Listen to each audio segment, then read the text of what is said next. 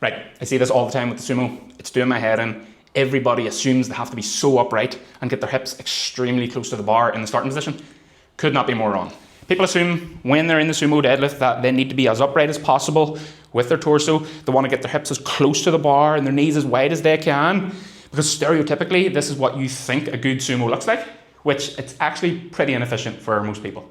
In an extremely upright position with your hips really, really close to the bar, you're going to notice two problems. The first thing is your hips are going to prematurely rise. People think that hip rise on the deadlift, they need to be sitting their hips lower and getting more quads involved, which is actually the opposite. The reason your hips are rising in the first place is because they're too low to start. Your body is rising your hips up to a position where the glutes have leverage to extend the hip, and then you'll notice the plates actually leave the floor.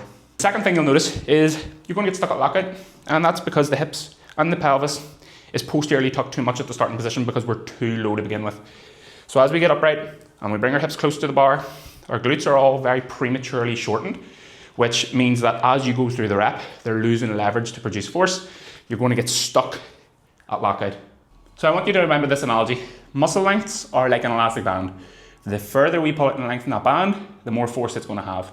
So with the sumo, when we're setting up too close to the bar and we're too upright, our glutes are getting very, very shortened prematurely. And because they're losing that length, they're losing the leverage then to extend the hip, especially when you get up past the knee. So instead, set up and respect your own leverages. Yes, we want to be more upright on a sumo than we do conventional, but we don't want to force into a position that we don't have. Start your sumo off with a hip hinge, maintain that hip hinge as you grab the bar, and pull up as far as you can that's comfortable without trading off that muscle length and the hip hinge. Everyone's sumo is going to look slightly different, but that is the key to individualizing your own technique. So fix your positioning. Most importantly, respect your leverages, and you'll watch your deadlift explode.